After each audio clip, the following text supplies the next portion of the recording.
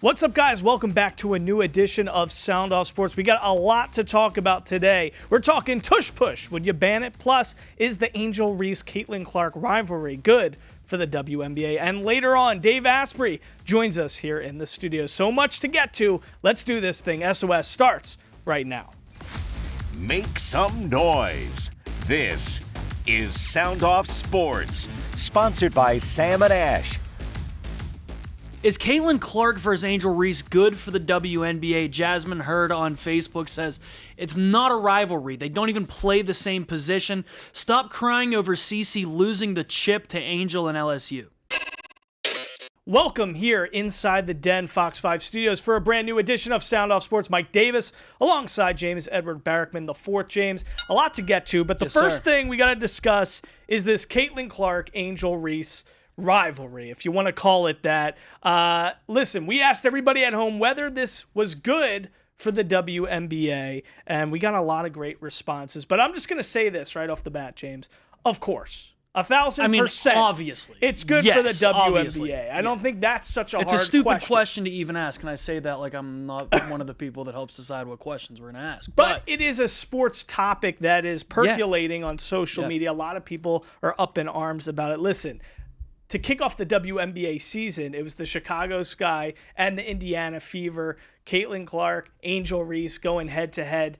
They got the game peaked at 3.1 million viewers, 2.7 throughout setting the game. Viewership records. Hasn't been broken for a regular season WNBA game since 25 years ago. So the numbers in a blowout game where the Fever beat them by 35 points. I tuned in just to see, no question. And guys like me, I tuned in personally just to see what would happen between Angel Reese and Caitlin Clark. Thankfully, about late third quarter, mid third quarter, I got that something. You know? Now, here's a couple things I want to say. So first of all, 100%, you couldn't script this better if you were writing a screenplay for the WNBA. This rivalry is great for the WNBA. I personally wish we had a little bit more of this animosity in the NBA. Right. Yes, you know? Seriously. I mean, so I just want to say this is like Kobe era kind of exactly. stuff. Yeah. So I want to say that, number one. Number two, context is important here. I didn't watch this game live. So a lot of the clips I saw online did not show the entirety of the play and what was going on. And a lot of people are just showing this video of Caitlin Clark pointing and then decking Angel Reese. And she ended up getting, if you don't know about this whole circumstance, she got a flagrant foul, Caitlin Clark, for decking Angel Reese. Now, Angel Reese, moments before, pushed an Indiana Fever straight up body checked her in the back. Player in the back, a clear-cut foul. Yes. And Caitlin Clark is uncalled, just pointing, showing that had occurred. Why wasn't that a foul? And I'm going to go basically back up my teammate and not let Angel Reese get a clear-cut, easy layup. So to me, this is true basketball. The thing that, and I'm fine with it, and it should be a flagrant. It's good that Caitlin's doing this, but here's what I think people miss the boat, is that this isn't a race issue.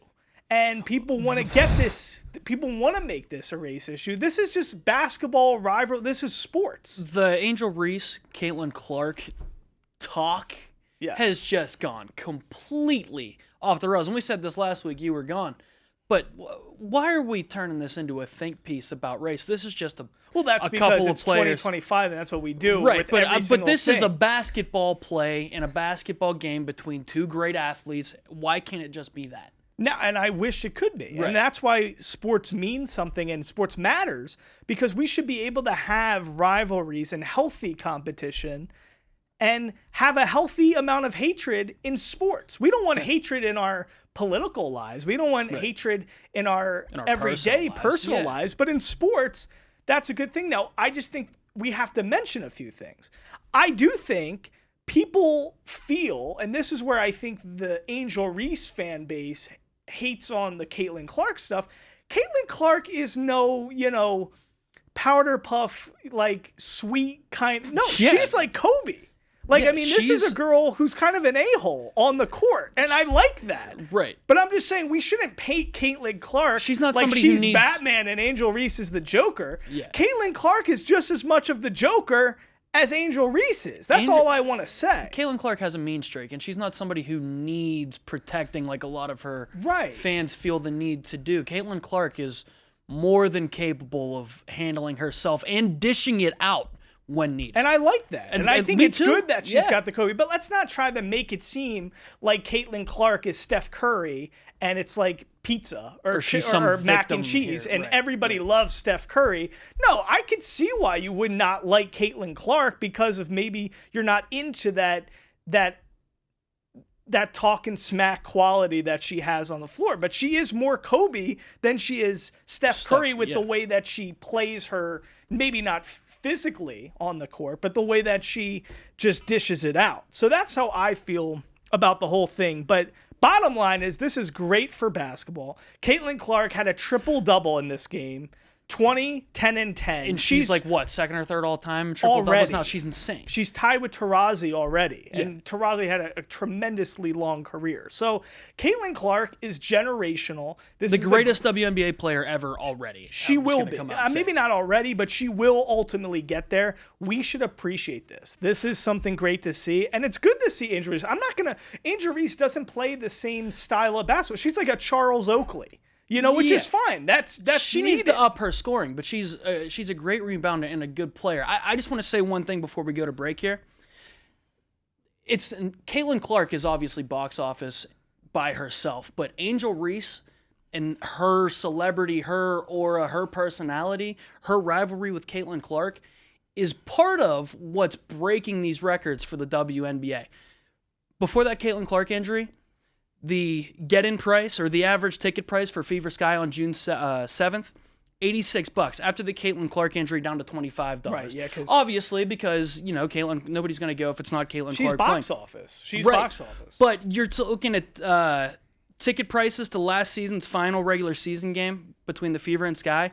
Average ticket price, $165. That's the most expensive WNBA game ever, and that was before this year's opening night game between the Fever and the Sky that set viewership records, peaking out at 3.1 million, and after LSU Iowa in that Elite Eight game that was the most watched women's college basketball game ever.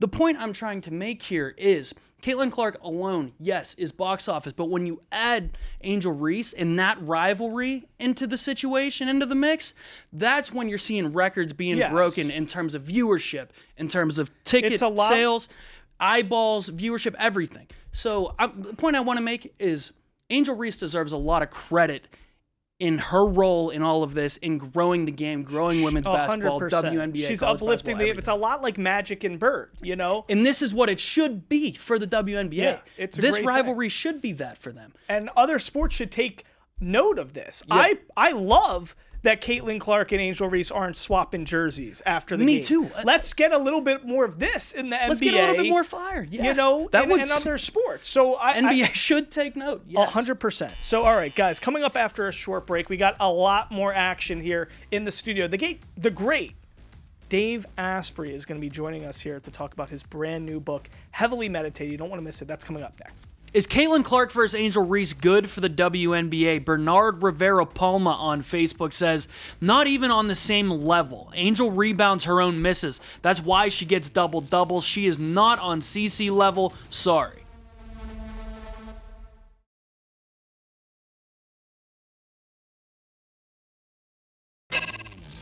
I'm joined by one of my favorite people on earth. This guy is one of my go-to gurus. And guess what? This guy, 4-time best-selling New York Times author. He's got a brand new book coming out in May. You got to go pre-order it right now, daveasprey.com. It's called Heavily Meditated. He's already cracked the code when it comes to biohacking, how to get abs, how to have all this great stuff from a physical appearance and how to have a body functioning at a high level. But now he's tackling something that I think is super duper important, and it's all about the mind. And Dave, it's so great to have you back here in the den.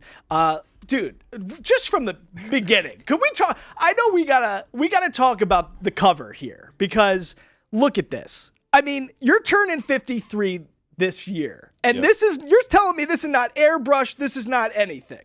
Nope. I got off a plane in Miami, went into the studio, and took the shots. I did some push-ups before the shot, to be honest. That's it. And here's the thing. I was a 300-pound computer hacker. The odds of me ever having any article of clothing besides a sock off in a magazine or a photo was 0. And to be able to just comfortably sit there and shoot that without diuretics and all that normal stuff, it's because I finally got my body working, but the body and the mind work in unison.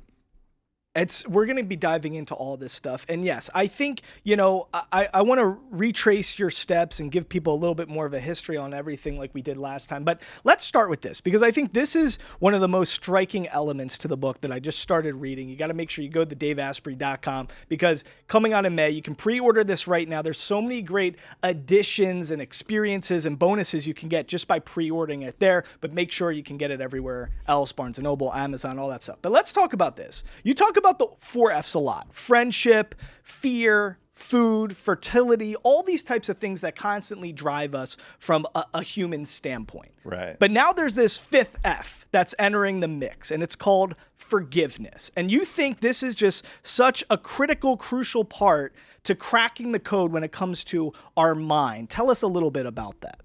Your body processes reality before your brain gets any signal. So there's about a third of a second where stuff happens in the world and your body gets the signal and it holds on to it and says, what should I make the guy upstairs think about? What should I make him feel? And your body, because it's running very simple things like the same stuff that all life, a blade of grass, a bacteria, a slime mold, a politician, any of those things. So no relation. But okay, what's it going to do first? If something is scary, take action. That's fear, right? And if, okay, it's not scary, the next thing, these are all F words, so fear, then food. Can I eat it? Because that's what a bacteria would do. It's what an ant would do, and it's what the cells in your body would do. And they're all rolling up into your consciousness, but they get to tell you before you get any knowledge of what's happening in the world. So fear, food, the next F word, we're going to call it fertility to be polite. So let's stop there for a second. Is there anything you've ever done that you're ashamed of that isn't one of those 3 things? Is there anything I've ever done that I have been ashamed of? I mean, probably not. No. I've never found anyone. And some like procrastination, it's usually fear. Right. So, oh my gosh, there's a separate consciousness running your body to keep it alive as if you're not in there. And it runs on very simple rules. So that's kind of dark, except the next F word is friend. Right. So everyone listening to this, you're wired always. If you're not feeling fear and you're not feeling hunger and you're not feeling loneliness, intimate loneliness there, then you go to your community and you give back to your community. It gives back to you. And if you successfully do that and you have some energy left, then forgiveness is how you go back and you make yourself less fearful. So heavily meditated, it's teaching you how to turn fear into peace. Mm-hmm. And some of my other work teaches you how to turn cravings and hunger into nourishment. Right. And there's a chapter in Heavily Meditated that just directly says, look, the stuff we do in the bedroom is a source of energy and nourishment and altered states work, as valid as psychedelics or breath work or anything else. So you can turn what's happening in your intimate relationship into something that transforms yourself. And then you turn your community, if you have one, if not, you can build one, into a source of energy as well. Right. So all of a sudden, make more energy with biohacking. What's left is something really beautiful, because now you take care of the world around you and you evolve. Thank you so much to the great Dave Asprey for joining us again, the second time here in the studio at the Den. For the full conversation, go to our YouTube page, Silver State Sports.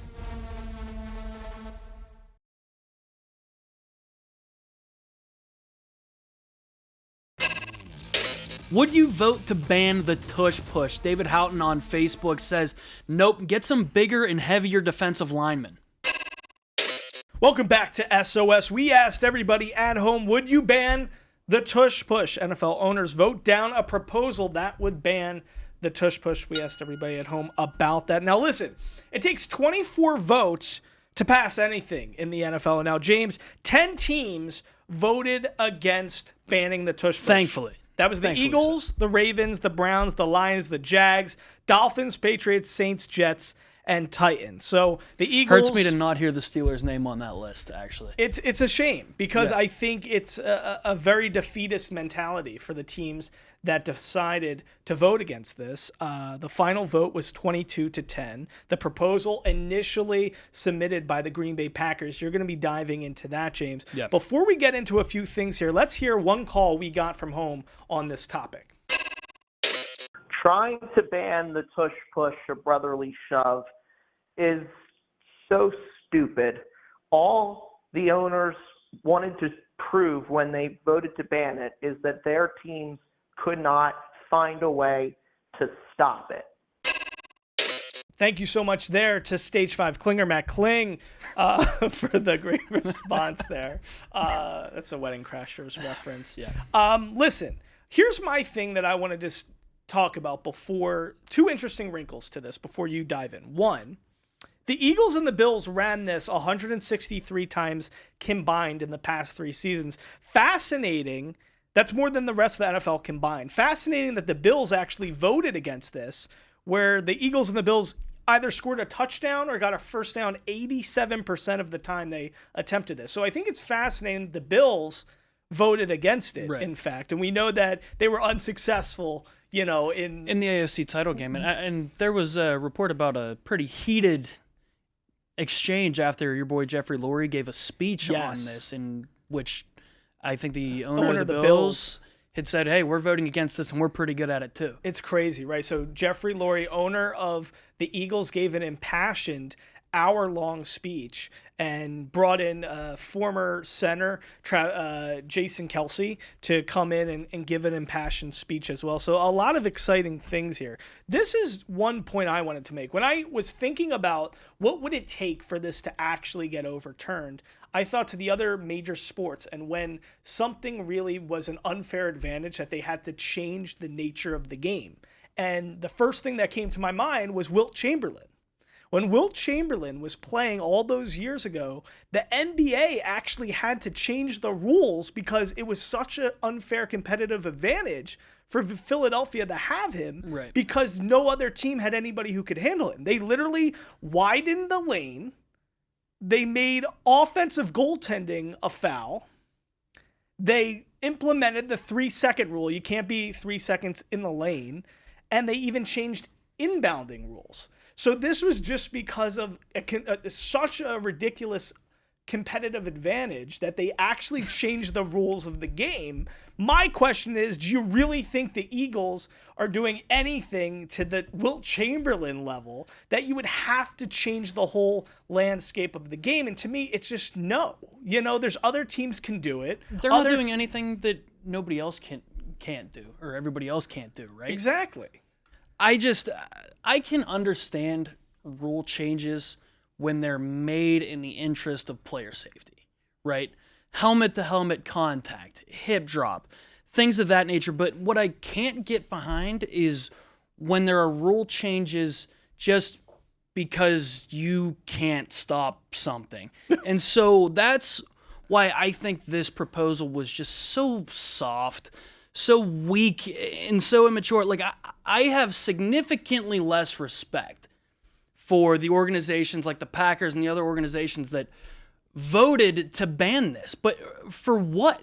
Just because you haven't figured out a way to stop this yet, and instead of trying to be a legit competitor and doing everything in your power to find a way to put a stop to this, you ran to the league to try and bail you out?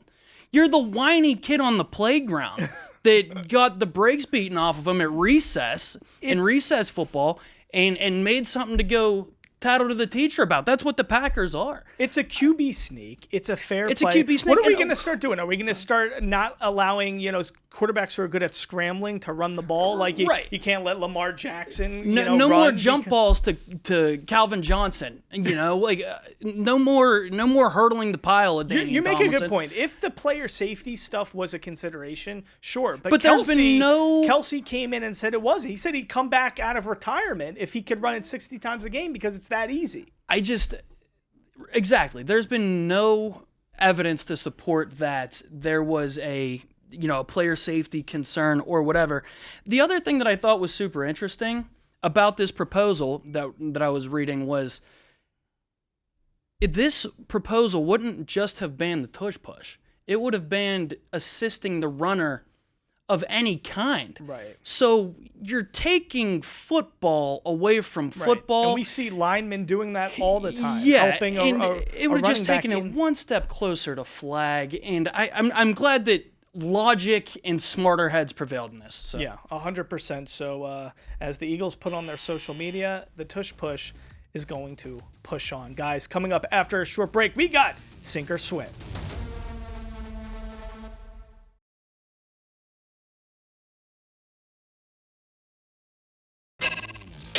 All right, everybody, it's time for Sink or Swim. James, one of the things that's on my mind is this Aaron Rodgers stuff. It's OTAs. He's not there signed with the Steelers, although everybody thinks he's going to play for the Steelers. They got Will Howard. They got your boy Mason Rudolph. Yep. What's your thoughts on this? I mean, is this going to happen? Is this not going to happen? How badly do the Steelers need Aaron Rodgers, and how badly does Aaron Rodgers need the Steelers? From my perspective as a diehard Steelers fan, Pittsburgh native, the Steelers need to go tell the dude to go kick rocks, okay? You can't spare 3 days to come in for OTAs. You don't care enough to be here. And at this point, it's embarrassing for the Steelers that they have been made a mockery of, basically, in my opinion, by Aaron Rodgers. It's been how long now, and he still hasn't signed? What's the holdup here? I mean, I know there's reports that he has some personal issues going on, but if I'm the Steelers at this point, I'm telling Aaron Rodgers we're not. So you don't want him? No, I don't want him. But me personally, I hope the Steelers win one game this year. That's what I want to happen. He wants it. Because they're not anywhere close to competing, and I think that they've been embarrassed by Aaron Rodgers at this point, and they should tell him we're not interested. It's interesting what's going on here. We'll see what Aaron Rodgers decides. Of course, he never likes to go the OTAs, so it might be, makes sense while he's hasn't made that decision yet. But guys, thank you so much for tuning in to Sound Off Sports. We'll see you next time here. Make sure you give us a buzz. Go on our social media. We always like to hear from you. Until then, for James, I'm Mike Davis. We'll see you next time here at The Den for Sound Off Sports.